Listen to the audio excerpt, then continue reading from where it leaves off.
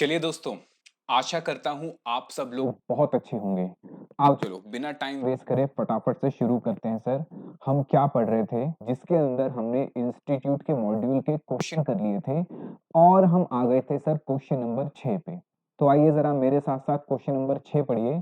कह रहा है कि OPR limited purchased crude vegetable oil, कच्चा तेल खरीद रहा है, वेजिटेबल वनस्पति तेल जिसको हम कहते हैं, ठीक है? आओ जरा इसको अपनी बुक में से पढ़ते हैं। कह रहा है OPR limited purchase crude vegetable oil यानी कच्चा तेल खरीदा और इट डज रिफाइनिंग, कह रहा है फिर इसको रिफाइन करता है। The refining process result in 4 product, कह रहा है कि 4 प्रोडक्ट इससे हमारे बन जाते हैं at the split off point, जिनके नाम दिए हैं उसने एस पी एन एंड ए। कह रहा है product A is fully process at the split off point, यानी ए जो है हमारा फुल्ली प्रोसेस हो जाता है, इसकी कोई फर्दर प्रोसेस प्रोसेसिंग नहीं होती है।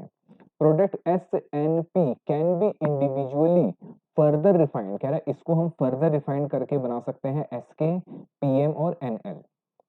The joint cost of purchasing the crude vegetable oil and processing, कह रहा है खरीदने की और उसको बनाने की जो जॉइंट कॉस्ट है वो आती है 40,000 रुपए, which is apportion on the basis of sales value at split off point. अब उसने आपको क्लियरली बता दिया कि आपको जॉइंट कॉस्ट कैसे बांटनी है, जो सेल वैल्यू होगी स्प्लिट ऑफ पॉइंट पे, और बाकी डिटेल आपको ऐसे दे रखी है। 3 प्रोडक्ट बनेंगे सर, एस पी एन और ए, ठीक है। ए जो है वो स्प्लिट ऑफ पॉइंट पे ही बिक जाएगा और इनकी फर्दर प्रोसेसिंग कॉस्ट दे रखी है। फिर कह रहा है सेल्स आफ्टर फर्दर प्रोसेसिंग, तो मुझे तो उसने इस रेशियो में बांटने के लिए कहा है, किस रेशियो में, sale value at split off point पे, ठीक है। तो ये sale value split off point पे।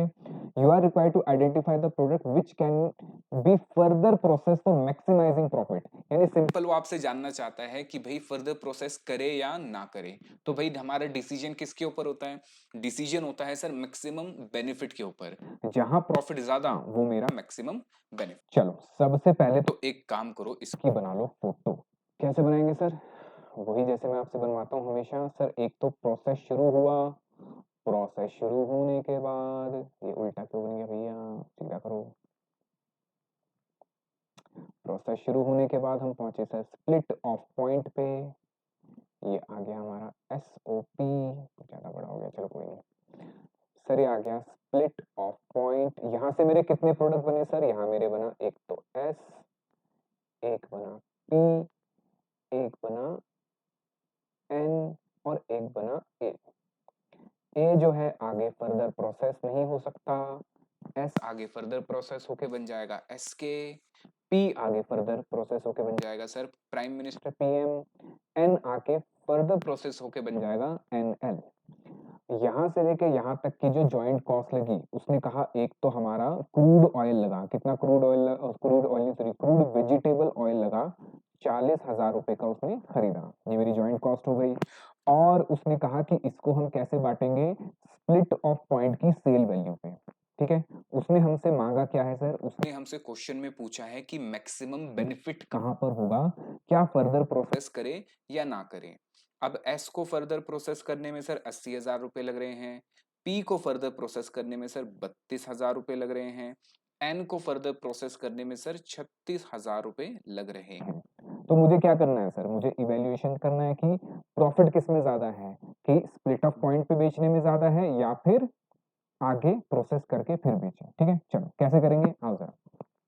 सबसे पहले देखिए statement of evaluation of further process और नॉट। हम डिसीजन लेना है कि फर्दर प्रोसेस करके बेचे या ना बेचे। कितने प्रोडक्ट है सर हमारे? हमारे जो प्रोडक्ट है, एक है एस, एक है पी, एक है एन और एक है ई, ठीक है। अच्छा, सबसे पहले हम कहते हैं इफ, हम मान के चलते हैं कि if sold at split off point, मतलब नो फर्दर प्रोसेसिंग, कि हम आगे कोई फर्दर प्रोसेसिंग नहीं कर रहे, जैसे ही स्प्लिट ऑफ पॉइंट पे बन के निकला हमने बेच दिया। तो बताओ क्या हुआ इस केस में सर? इस केस में हमारी निकली सेल वैल्यू।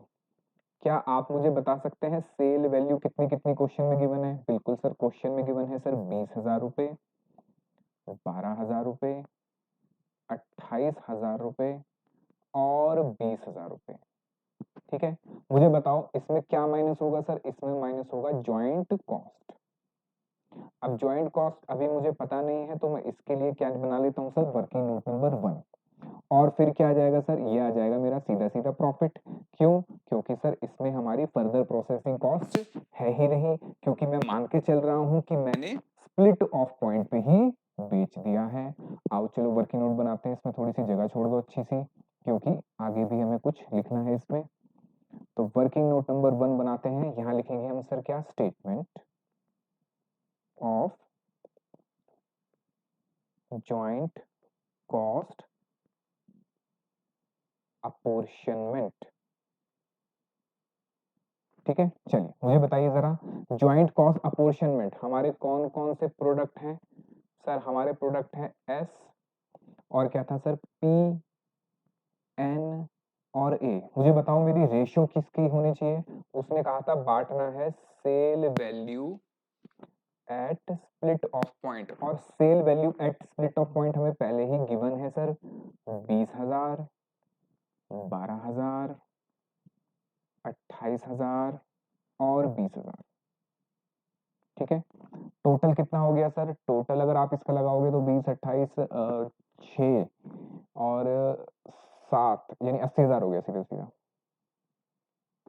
ठीक है, चलो अब कर दो जॉइंट कॉस्ट अपोर्शन। मुझे बताइए जरा जॉइंट कॉस्ट कितनी है सर? जॉइंट कॉस्ट थी 40,000 की, तो 40,000 की जॉइंट कॉस्ट को बांटना है सर 40,000, 40,000, 40,000,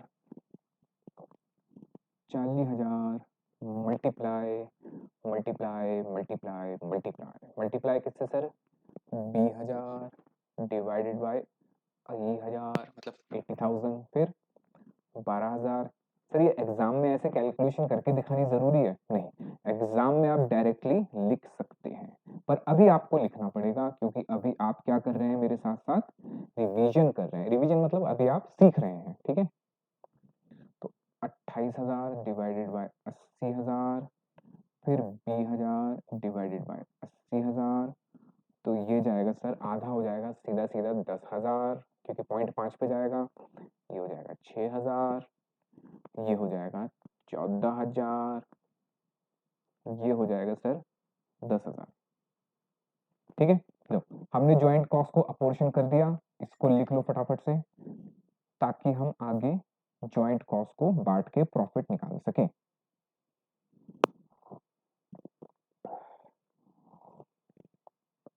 आओ चलो लिखो, बताओ ज्वाइंट कॉस्ट कितनी निकली सर? ज्वाइंट कॉस्ट निकली हमारी 10,000, 6,000, 14,000 और 10,000। तो प्रॉफिट कितना आ गया सर? 10,000, 6,000, 14,000 और 10,000। लो, तो अगर मैं बिना प्रोसेस करे, अगर मैं बिना प्रोसेस करे अपना प्रोडक्ट बेच देता हूं स्प्लिट ऑफ पॉइंट पे, तो सर इतना प्रॉफिट होगा। और मैं ये कहूं कि सर अगर मैं इसको फर्दर प्रोसेस करके बेचूं, if sold after further processing, अगर मैं फर्दर प्रोसेसिंग करके बेचूंगा, तो मुझे आप बताइए सेल वैल्यू क्वेश्चन में कितनी गिवन है? सर सेल वैल्यू है 1 20 40 48, और अगर आप देखो तो आपको यहाँ पे ए के लिए करने की जरूरत नहीं है, क्योंकि ए फर्दर प्रोसेस होगा ही नहीं, तो वो डिसीजन किसके लिए होगा? सिर्फ एस, पी और एन के लिए। तो आप ए के लिए कैलकुलेशन करो या मत करो, कोई फर्क नहीं पड़ता, answer will remain the same. तो अगर मैं कहता हूं कि मैं इसको आगे लेके जाता हूं, तो मेरे प्रोडक्ट जो है वो कितने कितने के बिकेंगे सर? 1,20,000, 40,000, 48,000। ये आगे फर्दर प्रोसेस होगा ही नहीं, तो इसको लिखने की जरूरत नहीं है। सबसे पहले माइनस करेंगे सर जॉइंट कॉस्ट, और जॉइंट कॉस्ट तो वही रहेगी मेरी पहले वाली ही, 10,000, 6,000, 14,000।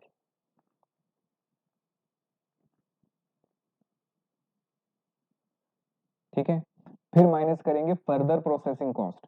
सर ये क्यों माइनस कर रहे हैं मुझे बताइए? क्योंकि सर आगे प्रोसेस हो रहा है। बताइए सर, फर्दर प्रोसेसिंग कॉस्ट कितनी कितनी दे रखी थी सर? 80,000, 80,000 ही थी ना? 80,000, 32,000, 36,000।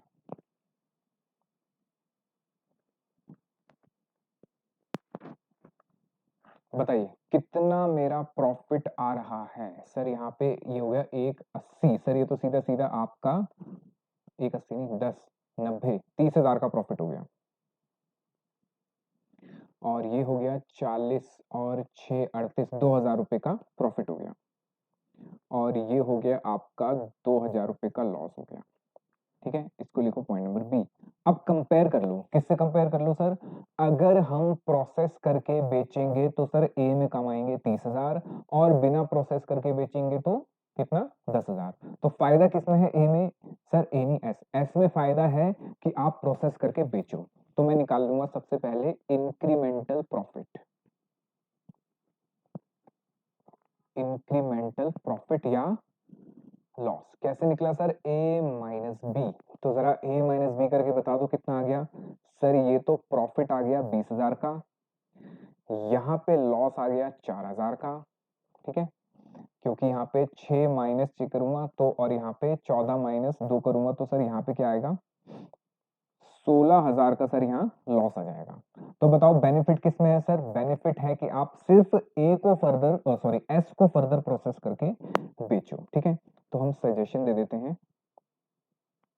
मुझे बताइए क्या सजेशन हम देंगे? सर हम सजेशन देंगे product S should B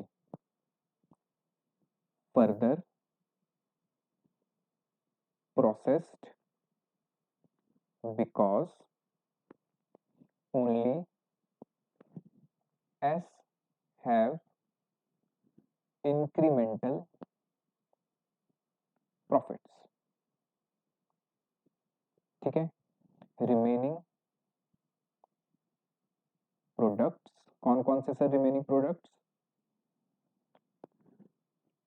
N P A, क्योंकि ए तो वैसे भी आगे फर्दर प्रोसेस हो नहीं सकता। ठीक है, शुड बी,